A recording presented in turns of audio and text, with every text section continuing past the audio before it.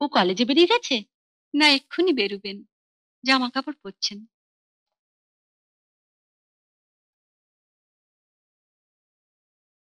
কার চিঠি? তোমার বাবার। বাবার? হুম। কি লিখেছেন? পড়ছি। পরম কল্যাণী আশু বৌমা, ভগবত কৃপায় আশা করি ভালোই আছো। প্রতিটি মুহূর্তে তোমার কথা মনে পড়ে। বুগাস, আমাকে দেখলেই না আমার কথা মনে পড়ে। যত সব বানানো কথা।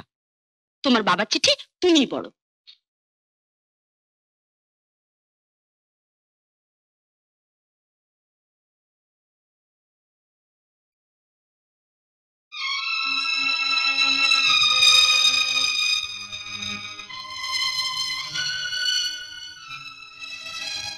লক্ষ্মী, কি ব্যাপার?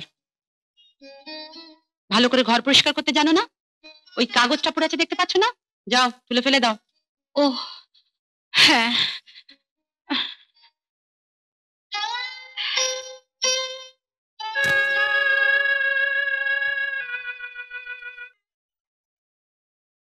দেখি মো, এখানে 5,000 টাকা রেখেছিলাম, তুমি নিয়েছো? হ্যাঁ। বলবে তো কোথায় রেখেছো? সে টাকা কি আর আছে নাকি? খরচ হয়ে গেছে। খরচ হয়ে গেছে? কি বলছো কি? কলেজ ইউনিয়নের টাকা, পরশু কলেজের ফাংশন, আজ সব পেমেন্ট করতে হবে? তা আমি কি করে জানবো বলো? আলমারিতে টাকাটা দেখলাম, ভাবলাম টাকাটা বুঝি তোমার। ভাবলে না অতগুলো টাকা আমি একসঙ্গে কোথায় পেলাম? খরচ করার আগে একবার জিজ্ঞেস করবে তো। এহ, টাকাগুলো কিসে খরচ করলে? সকালবেলা বাবার কাছে গিয়ে একটা ফ্রিজ কেনার জন্য দিয়ে এসেছি। ফ্রিজ কেনার জন্য?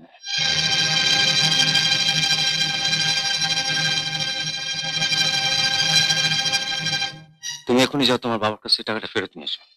পাগল নাকি? বাবার কাছ থেকে এখন আর ফেরত চাওয়া যায়? আমার একটা সম্মান নেই?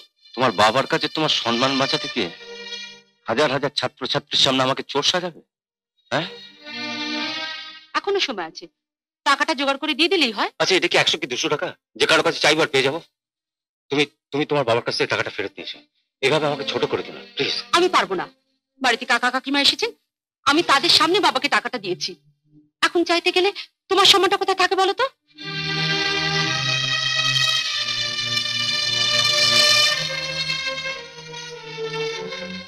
খেয়ে যাবেন না?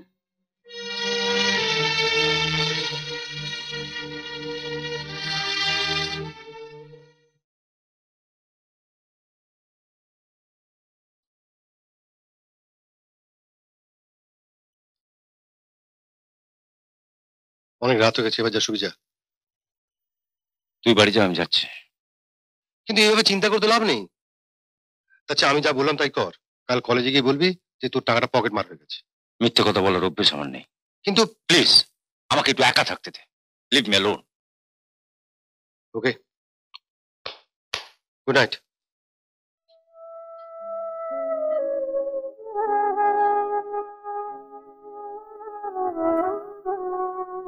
শুনুন,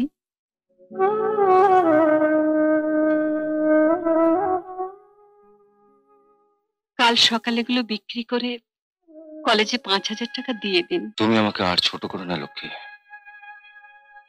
ওগুলো আমি নিতে পারবো না। এগুলো তো আপনাদেরই, আমার কাছে রেখেছিলাম শুধু। মোটেই আমার নয়, বাবা ওগুলো তোমাকে দিয়েছেন। আমার সবকিছুতেই তো আপনার অধিকার আছে। থাকতো যদি তোমাকে তোমার ন্যায্য অধিকার থেকে বঞ্চিত না করতাম। লোকে আমার ভীষণ কষ্ট হয় যখন থেকে ওরা ওরা উঠতে বসতে তোমাকে অপমান করছে, আর আমি একজন শিক্ষিত মানুষ হয়ে চুপ করে না থাকার মধ্যে আছে তো এই ভবিষ্যতের সম্বলের সামান্য গয়নাটুকু। ওগুলো তুমি তুলে রাখো। আর অনেক রাত হয়েছে, তুমি ঘুমোতে যাও। আপনি সারা রাত টাকার চিন্তায় ছটফট করবেন, আর আমি এই গয়নাগুলো বুকে জড়িয়ে ধরে শুয়ে থাকবো। আমার ঘুম আসবে, এগুলো সাপের মতো আমার সারা অঙ্গের ছবল মারবে না।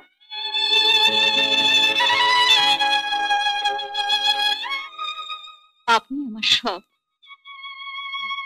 আপনার সুখই আমার সুখ, আপনার মুখের হাসি আমার অলংকার।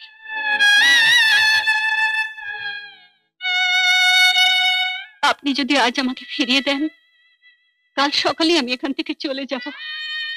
আপনার দেওয়া সিঁদুর স্মৃতিতে পড়ে আপনার এই ম্লান মুখ আমি আর দেখতে পাচ্ছি না। হাসি মুখ দেখবে, মেঘে ঢাকা আকাশে তুমি সূর্য খুঁজে বেড়াচ্ছ লক্ষ্মী। আপনি আর না করবেন না, এগুলো নিন। আমাকে অন্তত এটুকু সান্ত্বনা পেতে দিন, স্বামীর সেবায় আমি লাগতে পেরেছি। আপনার কিছুটা দুঃখের ভাগ নিতে পারলে আমার জীবন ধন্য হবে।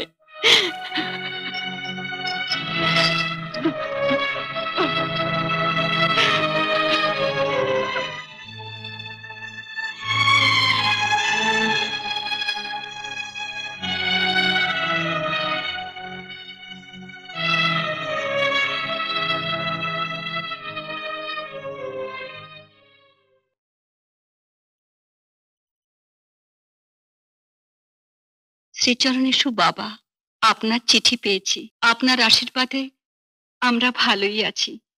আমি কোনোদিন স্বপ্নেও ভাবিনি এত সুখ আমার কপালে আছে। আপনি ঠিকই লিখেছেন, আপনার ছেলের মতো স্বামী পাওয়া যে কোনো মেয়েরই ভাগ্যের ব্যাপার। উনি মানুষ নন, দেবতা।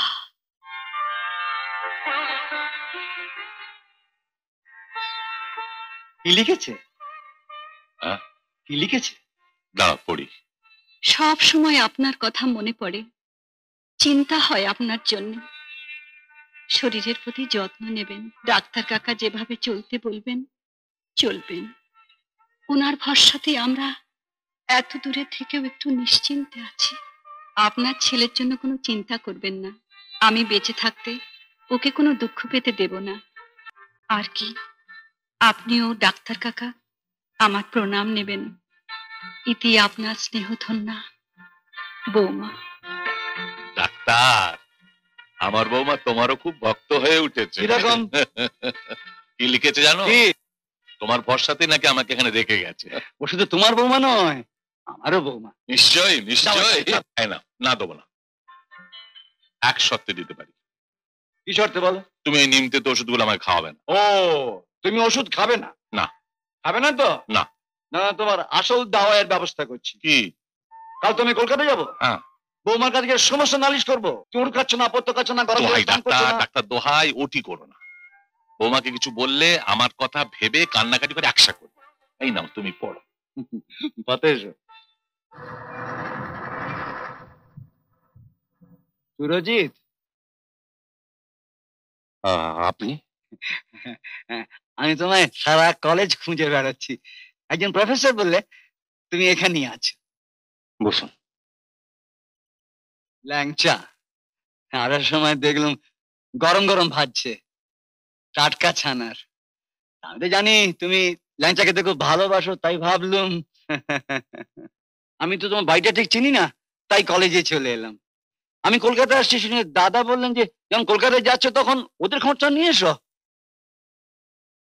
আমি অবশ্যই মনটাকে বলে এসেছি আজই ফিরছি, কিন্তু বাবা সমস্ত দিন এদিক ওদিক ঘোরাফেরা করে ভীষণ ক্লান্ত হয়ে গেছি। বয়স হয়েছে তো, তাই ভাবছি আজকের রাতটা তোমাদের ওখানে থেকে তোমাদের সঙ্গে গল্প গুজব করে বৌমার হাতের রান্না খেয়ে কাল সকালে গাড়ি ধরে চলে যাও। হ্যাঁ, কি বলো? হ্যাঁ, তুমি বাড়ি ফিরবে কখন? কাকাবাবু, আ- আজ হলো কলেজের বাৎসরিক অনুষ্ঠান, মানে ফিরতে অনেক রাত হবে। ও, বাৎসরিক অনুষ্ঠান। আচ্ছা, মানে গান বাজনা হবে, তুমি গান গাইবে? কাকাবাবু,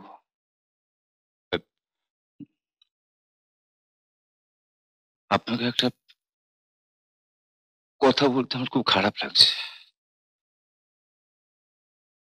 মানে আ- আপনাকে আমার বাড়ি বাড়ি নিয়ে যেতে একটু অসুবিধা আছে। হ্যাঁ, কি বললে? আমাকে তোমার বাড়িতে নিয়ে যেতে অসুবিধা আছে? ও না, আমাকে নিয়ে অসুবিধার মধ্যে তুমি কেন? না না, আচ্ছা চলি বাবা। হ্যাঁ, ভগবান তোমাদের মঙ্গল করুন। আসি।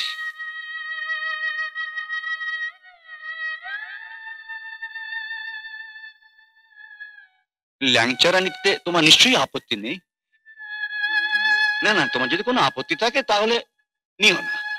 কোথাও কোথাও রাস্তায় ডাস্টবিনে ফেলে দিও। কাল থেকে আমি আর ঠাকুরের কাছে তোমার মতো একটি ছেলে চাই বলে প্রার্থনা করব না। আমার আগেই বোঝা উচিত ছিল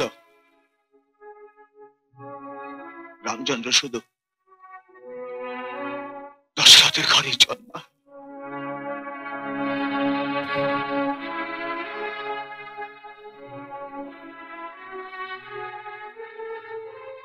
কাকাবাবু, কাকাবাবু, বলছিলাম কি, যা ঘটলো তা বাবাকে জানাবেন না।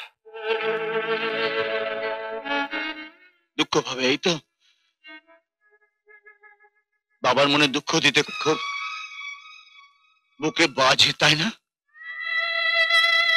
শোনো সুরজিৎ, মনুদা যেমন তোমার বাবা, তেমনি মনুদা আমারও পেশেন্ট। সেদিক থেকে তার প্রতি তোমার যখন একটা কর্তব্য আছে, ডাক্তার হিসেবে আমারও তার প্রতি একটা কর্তব্য আছে। বিলেত ফেরত একজন ডাক্তার হিসেবে জীবনের শেষ প্রান্তে দাঁড়িয়ে তোমার মতো একজন প্রফেসরের কাছে নিশ্চয়ই আমায় শিখতে হবে না কাকে কখন কিভাবে কথা বলতে হবে।